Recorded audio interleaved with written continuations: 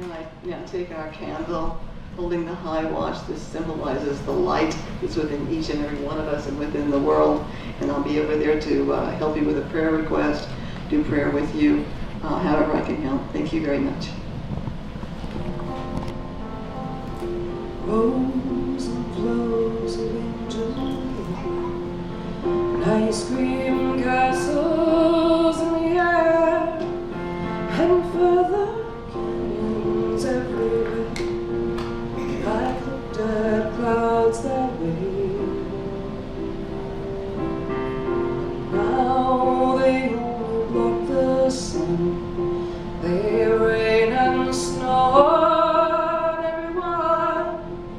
So many things I could have done, and clouds got in the way.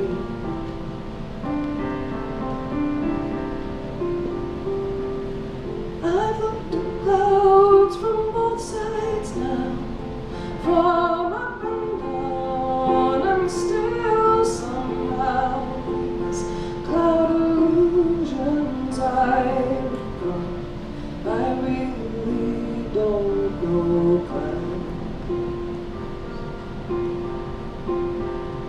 at all.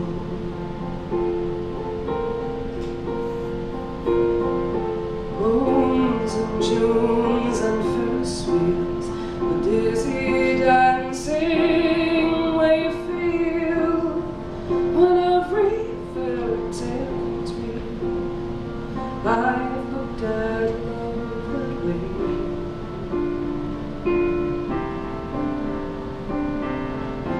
Now it's just another show.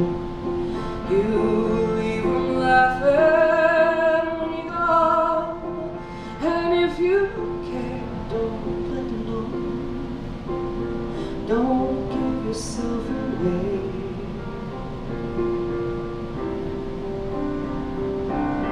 I've looked at love from both sides now, from give and take, and still somehow it's love's illusions I recall. I really don't know love at all.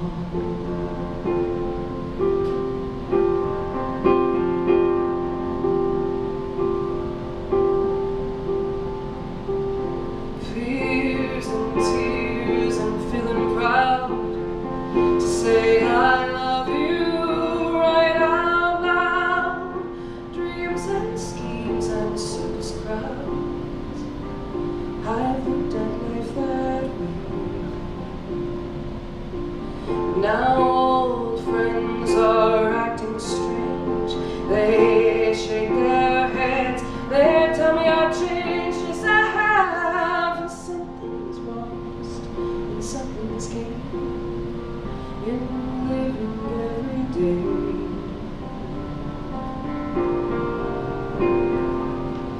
I've looked at life from both sides now, from win and lose, and still some high illusions I recall. I really don't know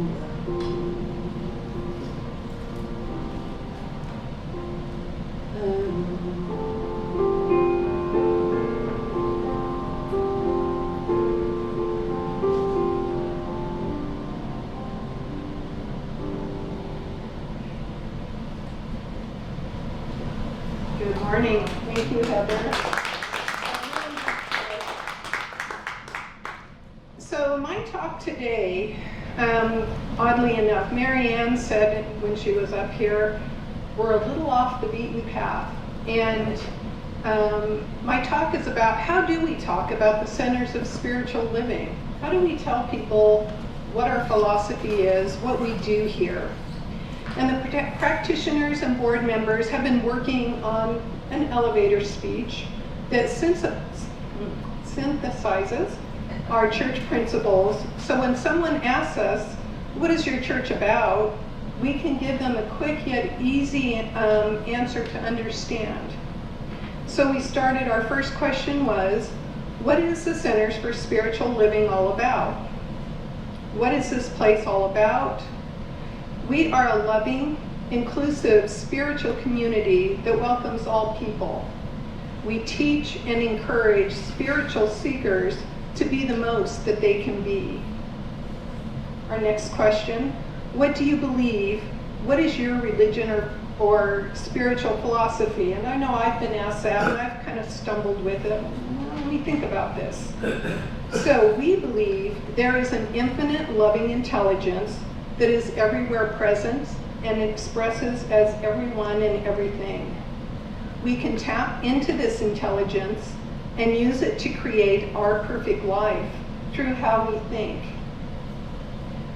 I added just a few thoughts here. We believe in every church, and we believe in all forms of worship. We believe in a creative law. The creative law we use is like a mirror. The thought that you hold before it is like an image. The image reflects the image you hold before it. Hold the image of faith and expectancy with enthusiastic conviction. We're not cooking it, it's not conviction. And with undying trust. The only thing that can hinder you is yourself. The only thing that can help you is yourself. It is you who reflects the image in the mirror. You may be asked, are you a Christian? We are not traditionally Christian. Our philosophy has Christian roots and also includes the best elements of the world's other spiritual teachings and religions. If we were to examine the basic principles of the religions of the world, we would find a great similarity. Each points to one central life from whose self-existence all draw their livingness, and without which nothing could exist. Christianity is only one explanation and cannot be considered the only explanation, the only light, for there are many other religious teachings whose combined teachings weave the story of truth. Centers for Spiritual Living, as Centers for Spiritual Living, hold on a minute. Centers for Spiritual Living teach that we are all connected, we are all one with God. Another question, well then, how do you feel about Jesus? Do you believe in Jesus? We believe that Jesus was a great spiritual master whose teachings we believe and incorporate in our philosophy. Rather than being the great exception as the only Son of God, however, we believe we are all sons and daughters of God, and that Jesus was the great example. Jesus was a spiritual master because he had confidence in the laws of mind and spirit and in his ability to use them. Science of mind does not deny the divinity of Jesus, but it does affirm the divinity of all people. It does not deny that Jesus is the Son of God, but it affirms that all men are the sons of God. Each of us has the ability to use the spiritual and mental laws that Jesus used, as they are natural laws of nature. Well, how do you define your God? Our God is a universal, intelligent, creative principle, not a person. It is not a separate, judgmental deity up in the sky, but a creative force that is everywhere present and expresses in and as all its creation, including you and me. The science of mind is based entirely upon the supposition that we are surrounded by a universal mind into which we think. As man thinks into this universal mind, he sets a law in motion which is creative and contains within itself a limitless possibility. I think that's God calling. That was a beautiful tone. No, it's fine. There is no limit to the law, but there appears to be a limit to man's understanding of it. So how do you pray? We pray affirmatively, without petitioning or begging spirit. The universe neutrally hears and reflects back into our reality what we think into it. So we pray by declaring the good we desire in the present tense, knowing with gratitude that it manifests for us as we believe. Prayer does something to the mind of the one praying. It does not do anything to God. The whole teaching of Jesus was based on the premise that we are surrounded by an intelligent law, which does unto us as we believe. When we pray, we should believe we already have what we desire. When Jesus said that it is done unto us as we believe, he implied that there is a power that can, will, and must react to us. When we pray with belief, conviction, and feelings and emotions behind our word, this power has no choice other than to react to us in the way we think. This power acts as a law operating on our beliefs. We are dealing with a principle scientifically correct and eternally present, and we can accomplish whatever it is possible for us to conceive. That wraps up my talk. I would like to thank the board members and practitioners that participated in putting these questions and answers together. And I especially thank John Lopez for pulling all of our questions and answers together in a very quick and easy format. In the back is a sheet, and it has the questions and answers. If you'd like to take one when you leave, please pick one up on your way out. I wish peace to you all. May we all take a moment this weekend to remember those who gave up their lives for us so we can enjoy this country.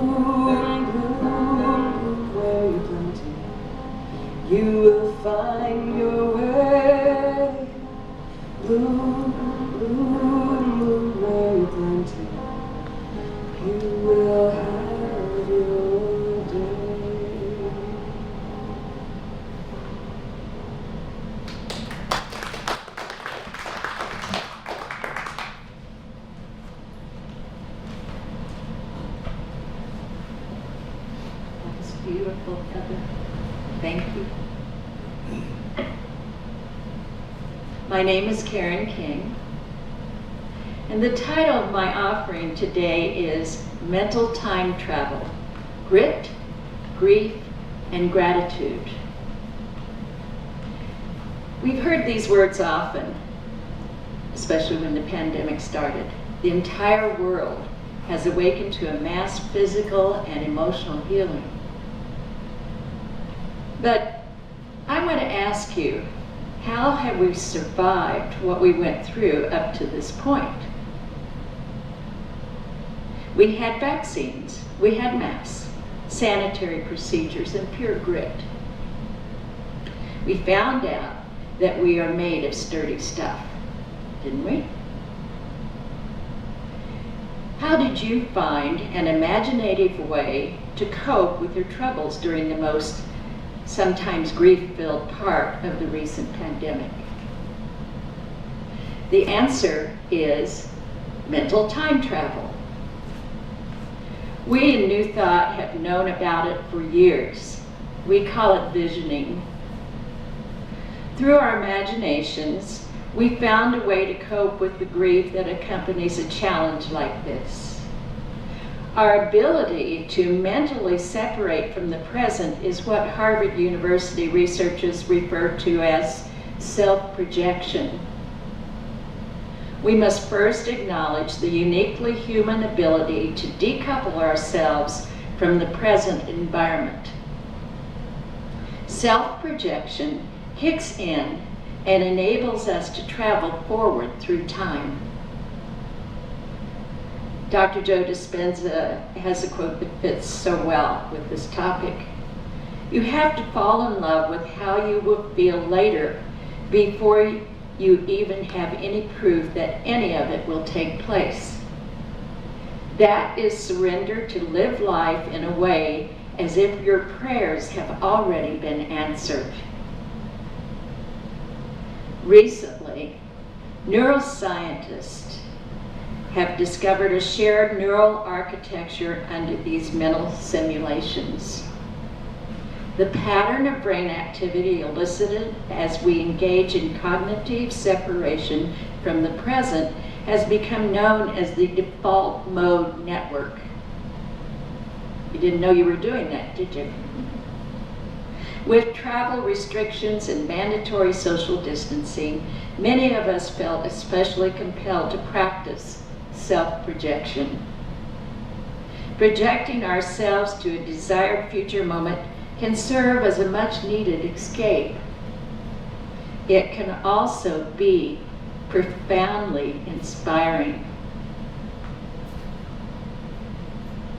If we can conjure up a clear image of an ideal future moment, say as we complete a marathon or hike the Inca Trail in Peru, achieving that goal might feel tangible and attainable and carry us through certain situations. The idea is that if you can conceive it, you will achieve it. William James, a seminal figure in psychology, said, anything you may hold firmly in your imagination can be yours. Emily Cady states, our spoken word first hammers a thing into shape. Our continued spoken word brings the shape's substance forth and clothes it with visible body. And Dr. Ernest Holmes supports this idea beautifully. He states, expectancy speeds progress. Therefore, live in a continual state of expectancy. No matter how much good you are experiencing today, expect greater good tomorrow.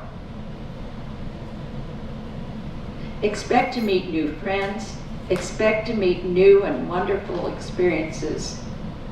Try this magic of expectancy, and you will soon discover a dramatic side to your spiritual work, which gives you full vent to constructive feeling. And as we come together and anticipate what our next newest normal will be like, let's be grateful for the creativity that has brought us to this point today and ask for serendipitous signs of further progress. A whole new world awaits us. Namaste.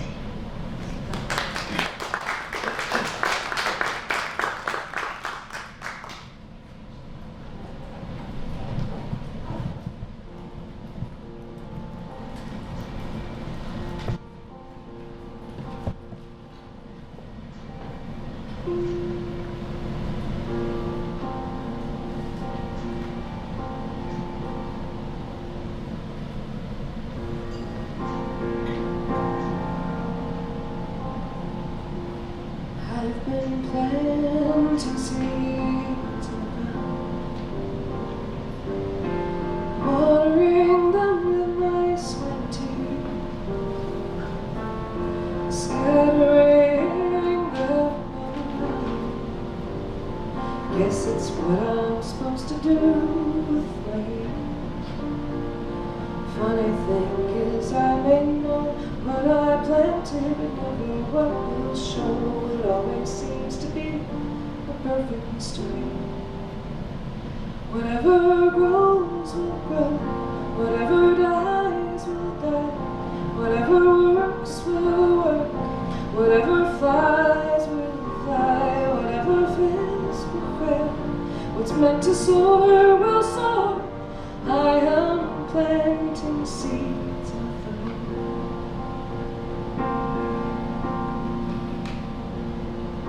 Sometimes I still like to pretend, knowing what the harvest will be. What I always find out in the end, it was never really up to me. Funny thing is, when I just do my work and simply trust, always seems that life is looking out for me.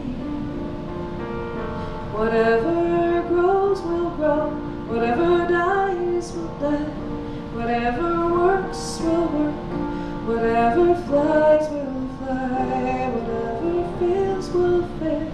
What's meant to soar will soar.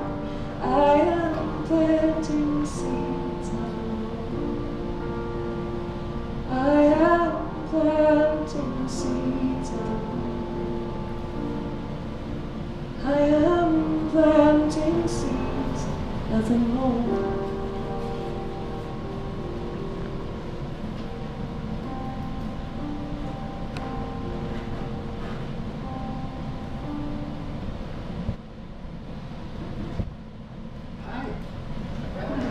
Good morning. My name is John Lopez, and I'm excited to be participating in today's Practitioner Sunday. Seeing as how this month's theme is Lessons from the Land, my topic is called Planting the Seeds, Getting from There to Here. It's been a journey of manifestations and synchronicities. In the beginning, the seeds I planted were done unconsciously. It wasn't until I was introduced to Science of Mind that they became intentional. So the first seed I unknowingly planted was 400 years ago, when I was 3 or 4. Seeing my first Popeye cartoon on TV, I found myself compelled to draw the characters, especially Olive Oil. She was all rubbery arms and legs, and she had a high, squeaky, annoying voice, and I thought she was the prettiest thing I'd ever seen. That seed revealed a skill for drawing, and my parents, bless them, did not discourage me.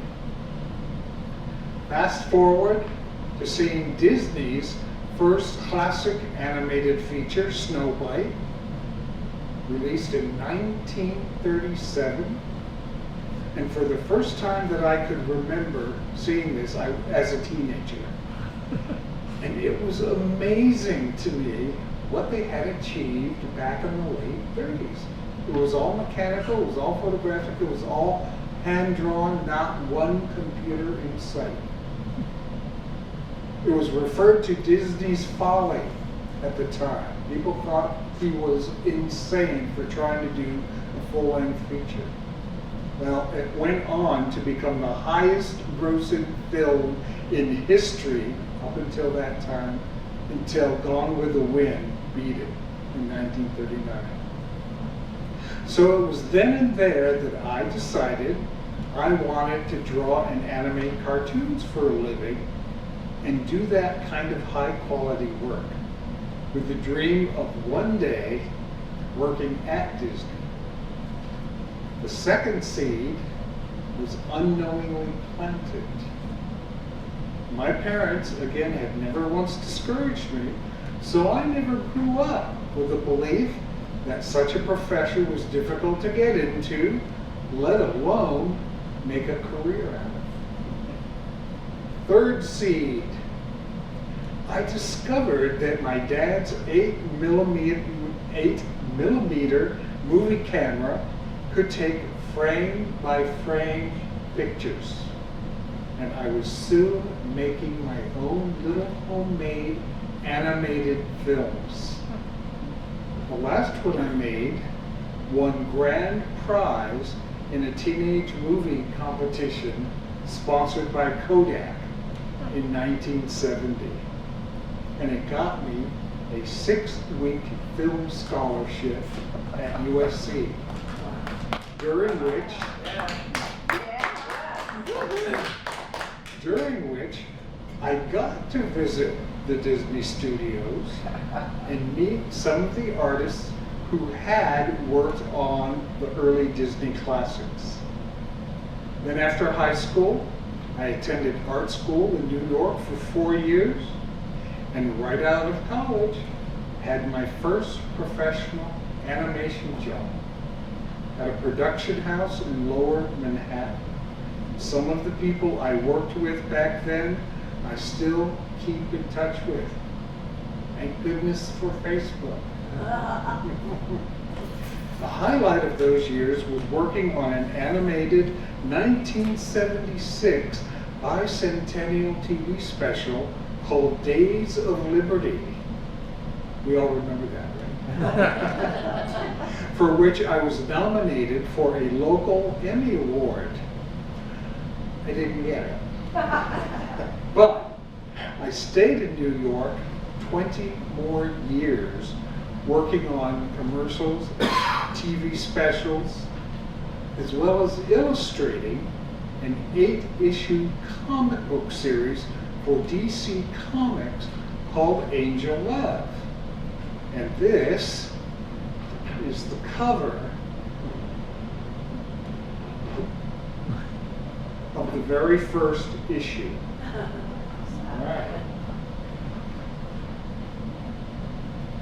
By 1990, however, work in New York began to falter, and I unconsciously planted seed number 4.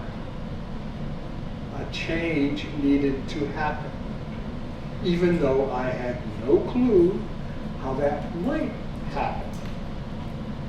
Then, a men's group I belonged to played a game where a person would sit in the middle of a circle of other guys and would then do readings of the one in the middle of the circle.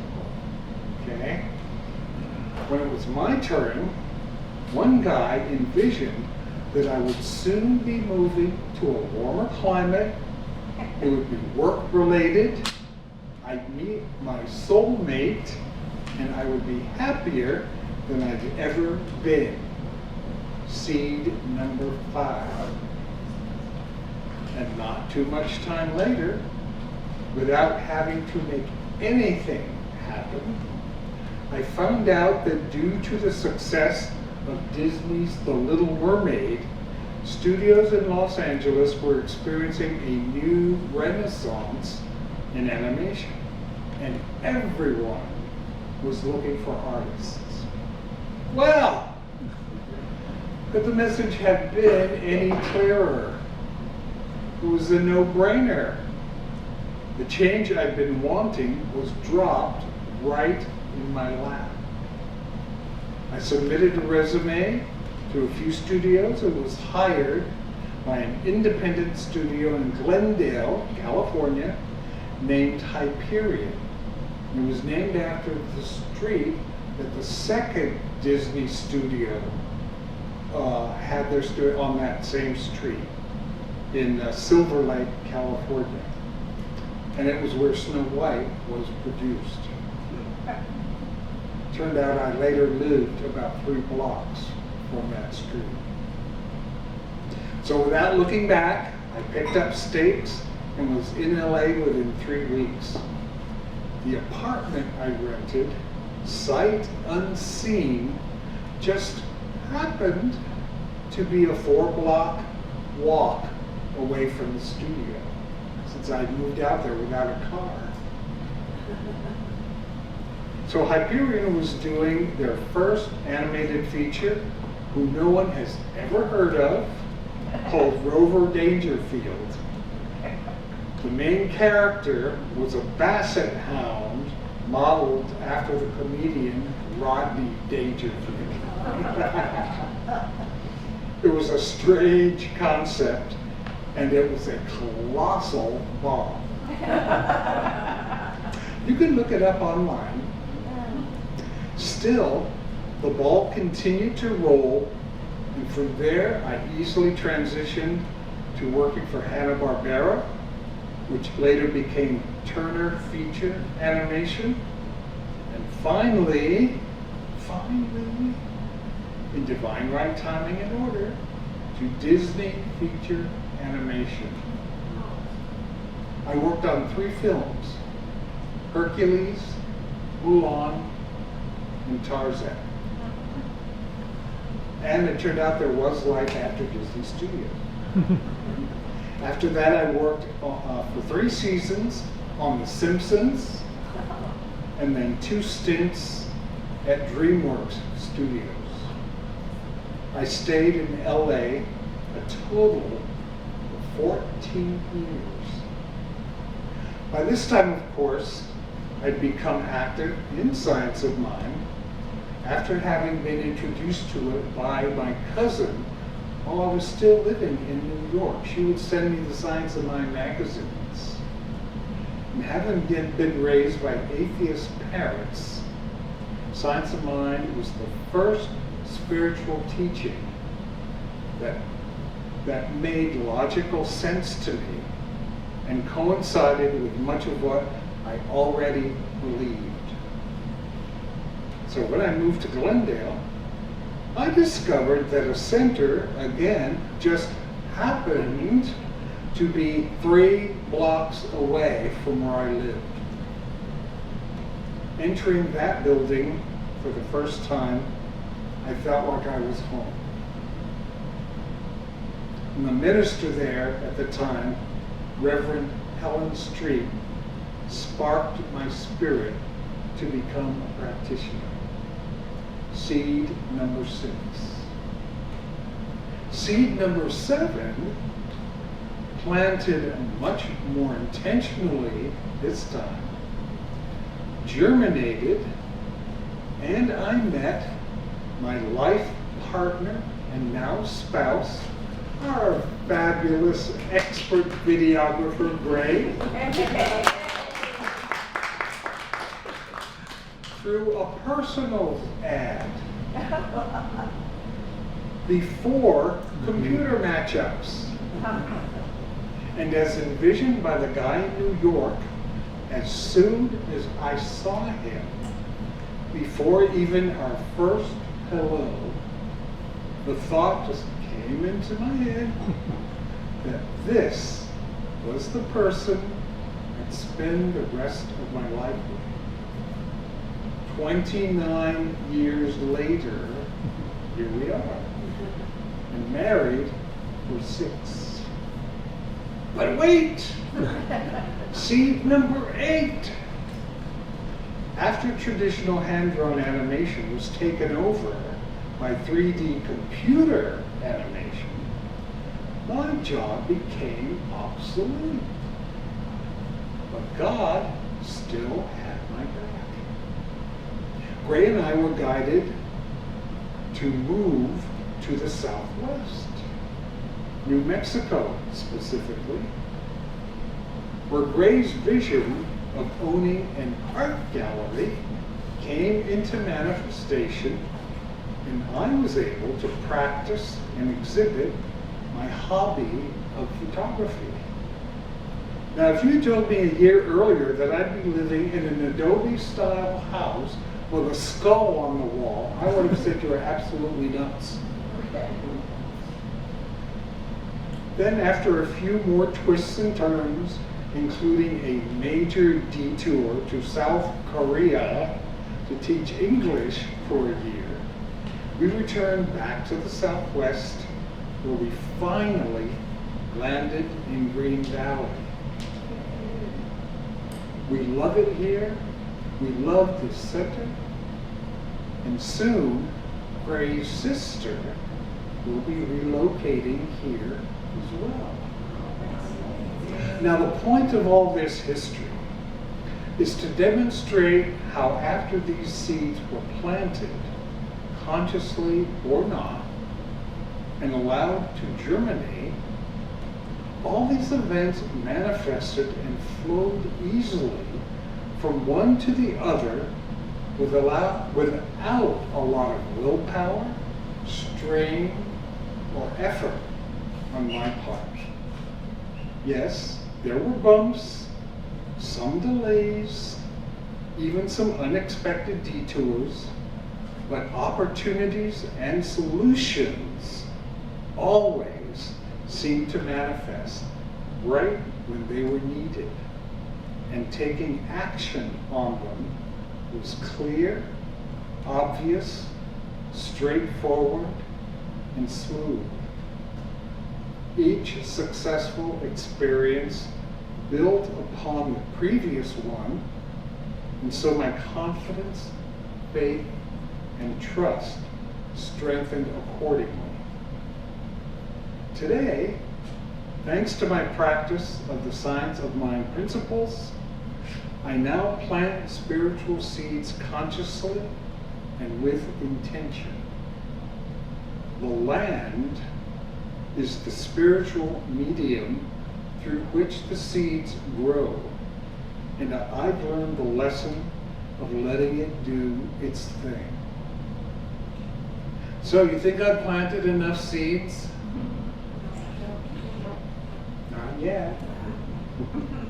Another one germinated only 2 weeks ago, and it was a long time coming.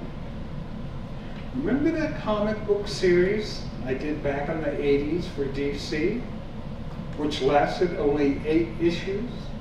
And once it was over, I thought it was over? But no. 4 decades later, DC Comics has just released a commemorative hardback compilation called DC in the 80s, The Experiments. Right here. On the front cover is my artwork. And they reprinted the entire first issue in the book.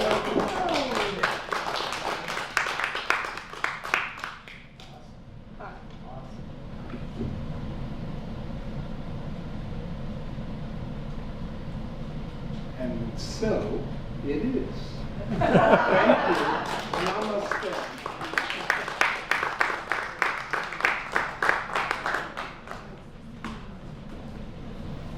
I'm about ready to cry.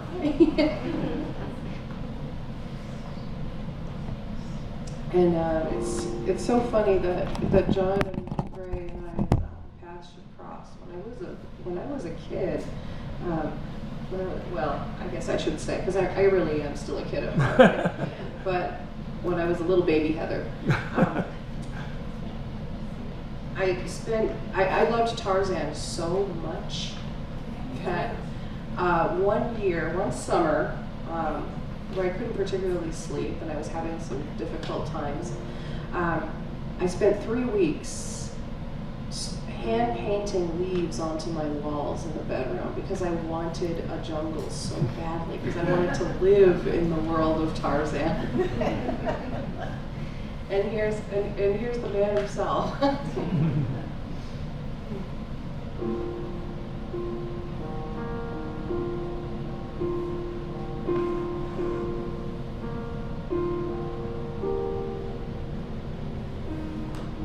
Don't stop your crying, it'll be alright. Just take my hand, hold it tight. I will protect you from all around you. I will be here, don't you cry. For one so small, you seem so strong. My arms will hold you, keep you safe and warm. This bond between us can't be broken. I will be here, don't you cry. And you'll be in my heart. Yes, you'll be in my heart. From this day on, now and forevermore.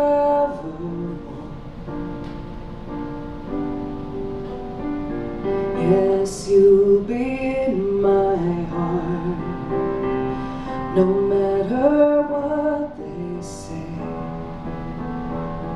you'll be here in my heart always. Why can't they understand the way we feel? They just don't trust what they can't explain.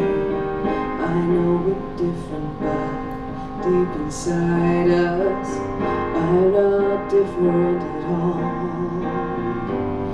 And you'll be in my heart.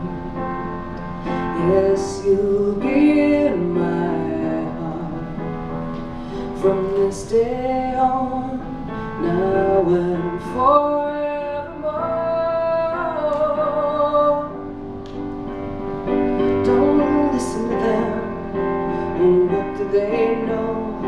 We need each other to have to hold the sea in time. I know when destiny calls you, you must be strong. May not be with you, but you got to hold on. The sea in time. We'll show them together, 'cause you'll be in my heart. Believe you're in my heart. From this day on, now and forevermore. Yes, you'll be in my heart. No matter what they say, you'll be here in my heart always. Always I'll be with you. I'll be there for you always. Always and always. Just look over your shoulder. Just look over your shoulder. I'll be with you. I'll be there always. God will be there. All right. Before we go and have our offering, I just want to do a little quick blurb about the class that Melinda and I will be co-teaching in June on the 17th. It'll be for 10 weeks. It's on the book Frequency, The Power of Personal Vibration by Penny Pierce, which offers ways to find your home frequency, the highest, most natural personal vibration you can attain to maximize clarity, minimize struggle, and discover new talents and capacities. Flyers and sign-up sheet are on the back table here, and it will be facilitated on Zoom from 10 a.m. to 12 p.m. on Thursdays. The bulletin said 5 p.m. Yeah, that's incorrect. Thank you. It will be from 10 a.m. to 12 p.m. every Thursday. All right. So we've got 4 spaces left. So hurry, hurry, hurry before they're all gone. All right. So now let's go into our offering. And would you read with me the offering affirmation that's in your bulletin? My gift goes forth to heal, prosper, and bless all that it touches. It is evidence of my conviction that God is the source and substance of my supply. I share generously of my good, knowing that it returns to me multiplied abundantly, and so it is.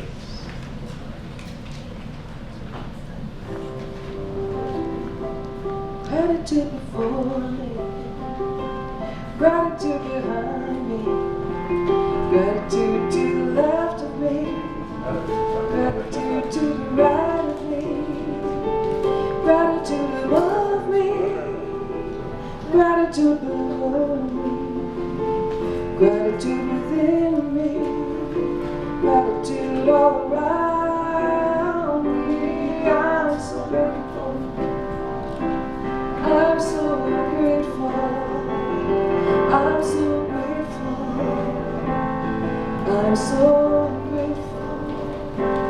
Gratitude before me, gratitude behind me, gratitude to the left of me, gratitude to the right of me, gratitude above me, gratitude below me, gratitude within me, gratitude all around me.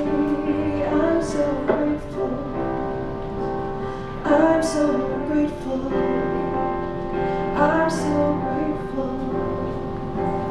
I'm so grateful.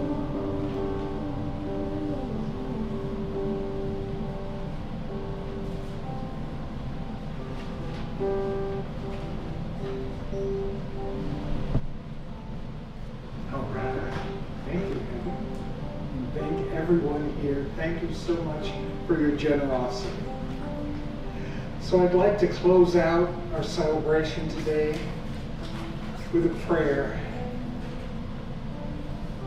Let us know together that God's Spirit is all there is, everywhere, and equally present.